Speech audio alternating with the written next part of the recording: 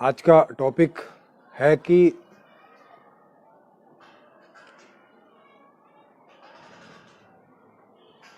आज जिस व्यवस्था में हम लोग जी रहे हैं, तो ये बात आती है कि भाई कहाँ से सुधार की शुरुआत की जाए, जिसमें दो मत आते हैं।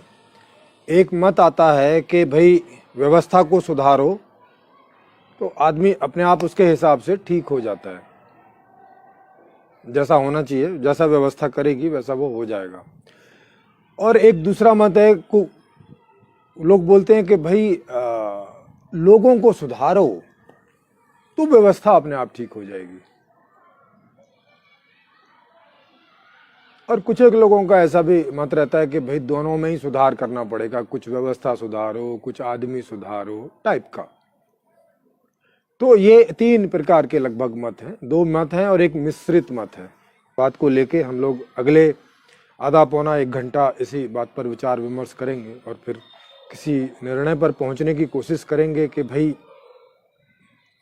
क्या सही है, कहां से सुधार करें, क्योंकि अल्टीमेटली तो हमें अच्छे परिणाम चाहिए, है ना। जैसे आते हों वैसे लाने की कोशिश करें। तो अब जो लोग इसमें विचार विमर्श करते हैं, चिंतन मनन करते हैं कि भाई कहाँ गलती है, कहाँ पे सही करने की ज़रूरत है, क्या सही करें, कहाँ से शुरुआत करें सही करने की, या रैंडम करें, या कुछ यहाँ से करें कुछ कहीं और से करें, ये क्या करें कैसे करें। तो ये जवाबदेही, ये जिम्मेवारी भी उन्हीं लोगों की आती है जो ऐसा सोचते समझते हैं कि वो व्यवस्थात्मक संबंधी, मैनेजमेंट संबंधी इंटरेस्ट रखते हैं, ज्ञान रखते हैं, समझ रखते हैं और अपना योगदान उसमें देना चाहते हैं कि भाई ये सारी समस्याओं के समाधान हों, जितनी भी सामाजिक समस्याएं हैं उन सभी समस्याओं के समाधान हों, और उन सभी समस्याओं के समाधान होकर हम सब लोग जितने भी यहाँ इस धरा पर, इस पृथ्वी पर जी रहे हैं, सब सुखी जीवन जिए। तो इतना तो जैसे सबको मालूम ही है ये बात कि भाई सबको सुखी जीवन चाहिए, इसमें तो किसी को दो राय है नहीं, किसी को दो मत इसमें नहीं है। जैसे इसमें दो तीन मत हैं कि भाई आदमी का सुधार करें, कि व्यवस्था का सुधार करें, कि दोनों का सुधार करें, जैसे इसमें दो तीन मत हैं। तो जब तक इसमें भी कोई एक मत पर हम नहीं पहुंचेंगे तो वहां से मामला शुरू नहीं होगा, तब तक मामला विचार विमर्श में ही रहेगा। जैसे संसद भवन में जब तक मामला विचार विमर्श में है तब तक वो लॉ नहीं बनता, तब तक उसके हिसाब से काम चालू नहीं होता। तो काम चालू हो उसके पहले क्या क्या काम करने पड़ते हैं, उसके पहले उसको लॉ बनाना पड़ता है। लॉ बनाने के पहले क्या करना पड़ता है कि उसके ऊपर चर्चा होती है ताकि बहुमत उस पक्ष में आ सके, क्योंकि लॉ तभी बनेगा। माने बहुमत जो है वो किसी एक मत में आ सके, ये जो तीन मत हैं इनमें से कोई एक मत का चुनाव हो, ताकि फिर उस मत के हिसाब से आगे कार्रवाई हो। जब तक इस बारे में एक मत नहीं होगा, जो बहुमत है वो किसी एक पक्ष में बहुमत नहीं आएगा, तो उस बारे में आगे मामला चलेगा नहीं, यहीं अटका रहेगा। जैसे संसद में वहीं अटका रहेगा, कई बार सालों साल अटका रहता है, 4-5 बार सरकारें बन जाती हैं और कोई चीज़ है कि वो अटकी रहती है, उस पर कभी बहुमत बन ही नहीं पाता, वो कभी लॉ नहीं बन पाती और वो कभी एक्ट नहीं बन पाता, उस पर फिर बाद में कोई काम नहीं होता, वो जीवन का हिस्सा नहीं बन पाता है। तो वैसे ये भी है, इसीलिए सारे विचार विमर्श होते हैं, इसीलिए संसद में, राज्यसभा में, विधानसभाओं में वहाँ विचार विमर्श होते हैं सभी पॉलिसीज पर, सभी नीतियों पर कि भाई क्या किया जाए। अभी चूंकि नेता कोई भी बन जाते हैं तो इसलिए उन सभी सुधारों के लिए समितियां बनाई जाती हैं एक्सपर्ट लोगों की, कि भाई उस विषय के जो एक्सपर्ट लोग हैं, 5, 10, 20 लोग हैं, उनकी समिति बनाओ और वो इस पर कोई मसौदा तैयार करेंगी, जैसे एक स्वामीनाथन आयोग रिपोर्ट थी।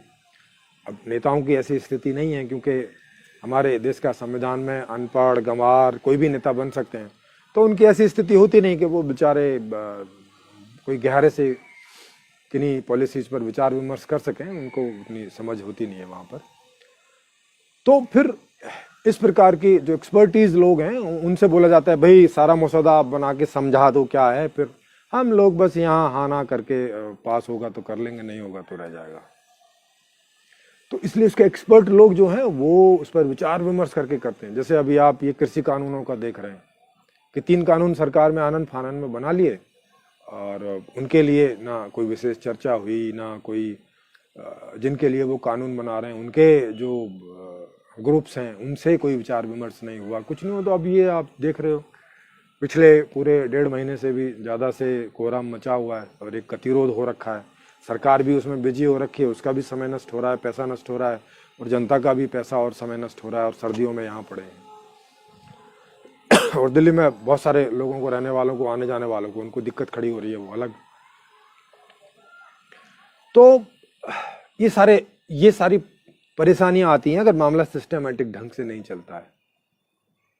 अगर तो उसके लिए अब कोर्ट ने क्या किया कि अब समिति बनाई है। अरे भाई पहले ही समिति बना लेते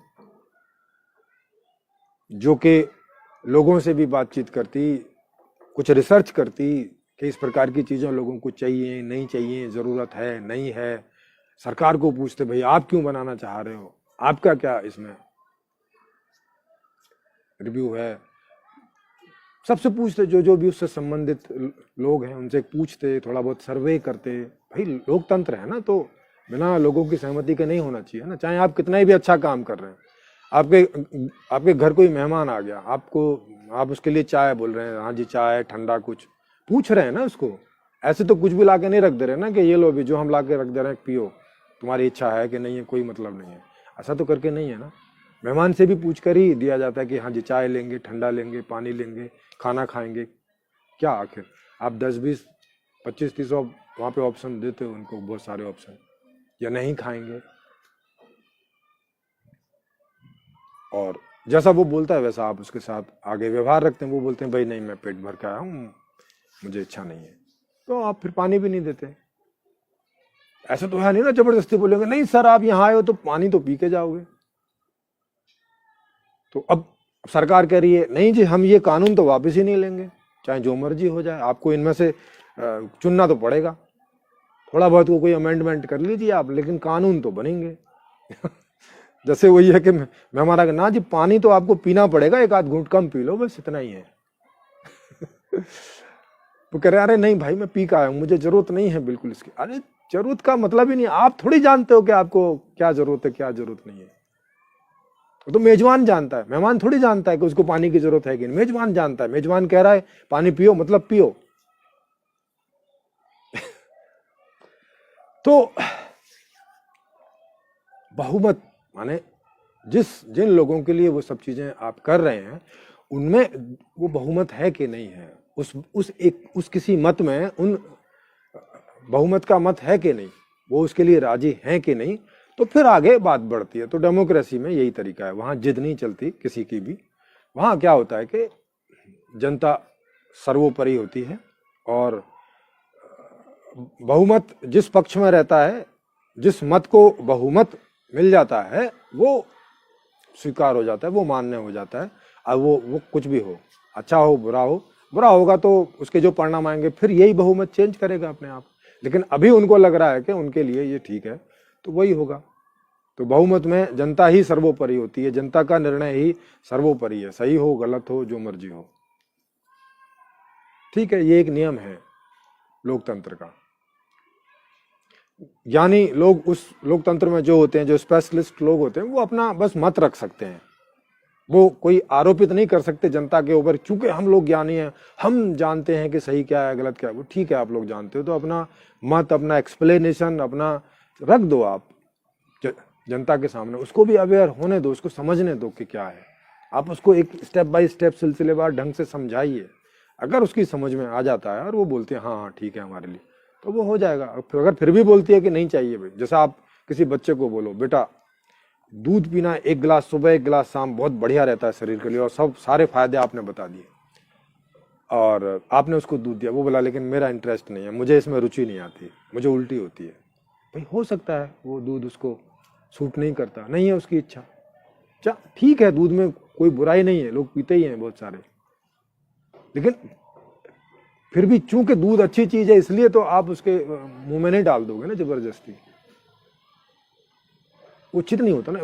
वैसी जनता है, उसके लिए कोई चीज ठीक भी है, लेकिन अगर वो नहीं चाह रही है तो आप उसको जबरदस्ती उन चीजों को नहीं देना चाहिए कि ठीक है भाई ये रखी है खोज के, ये रख दी है, आपको कभी जब ठीक लगे तो अपना बना लेना इस नियम को, एक्ट को, नहीं तो अपना तब तक रखा है। जैसे स्वामीनाथन आयोग रिपोर्ट रखी थी ना कब से, ऐसा तो है नहीं कि जब स्वामीनाथन आयोग ने रिपोर्ट बना दी तो वो उसके ही 1 महीने बाद लागू हो गई, ऐसा तो नहीं है ना। जबकि जनता चाह भी रही थी कि वो हो, तो जनता चाह रही थी फिर भी नहीं कर रहे थे, और यहां जनता नहीं चाह रही है और जबरदस्ती लड़े, जबरदस्ती अड़े पड़े हो, फायदे बता रहे हो। ठीक है, आपने जो फायदे बता दिए उन्होंने सुन लिए, पर वो नहीं है राजी उन फायदों के लिए। वो कह रहे हैं हमें वो नहीं, ये वाला फायदा चाहिए, हमें एमएसपी वाला कानून बना दो, ये वाला फायदा दो, बना दो, आपके घर से क्या जाता है। हाँ, आपको कोई दिक्कत है तो वो दिक्कत यहां रखो, पैसा नहीं है क्या नहीं है वो सब रखो, तो फिर बात आगे बढ़े। कम से कम आप इस बारे में अड़े हैं कि नहीं जी ये ठीक है, ये हमने आपको फायदा बता दिया ना, हाँ, और अब हम कह रहे हैं कि ये नियम बनेगा मतलब बनेगा। फिर कह रहे हैं दूसरे किसान तो राजी हैं, ये 2-3 स्टेट के ही किसान आ रहे हैं, दूसरे किसान तो राजी हैं। अरे तो भाई फिर आप रेफरेंडम करवाओ। फिर ऐसे आपके बोलने से सारे किसान राजी थोड़ी हो जाएंगे। मतलब जब तक सारे किसान दिल्ली के बॉर्डर पे आके आपकी नाक में दम ना कर दें तब तक आपको समझ नहीं आएगा कि ये उनको चाहिए कि नहीं चाहिए। तो आप रेफरेंडम करा लो ना। फिर अगर ये 2-4 लाख जो किसान दिल्ली के बॉर्डर पे पड़े हैं, अगर ये आपको ऐसा नहीं लग रहा है कि ये तो सारे किसान नहीं हैं, तो फिर आप रेफरेंडम करा लो पूरे देश में। वो भी तो नहीं करा रहे आप। तो कहने का मतलब एक मत होना जरूरी है आगे बढ़ने के लिए। अगर आप एक मत नहीं होते हैं तो आगे आप नहीं बढ़ पाते हैं। तो हम लोग बात कर रहे थे कि आदमी को सुधारें या कि सिस्टम को सुधारें, आखिर कहां से शुरुआत करें, किस मत पर आगे बढ़ें। तो इस पर ही मैं आज का ये जो चर्चा है वो मैं रख रहा हूं। इसकी मैंने पृष्ठभूमि आपको बनाई कि किसी भी एक मत पर जाना लोकतंत्र में क्यों जरूरी है, क्योंकि जब तक एक मत प्रभावी नहीं होता बहुमत के रूप में, तब तक उस पर बात आगे बढ़ती नहीं है, वहां पे रुकी रह जाती है।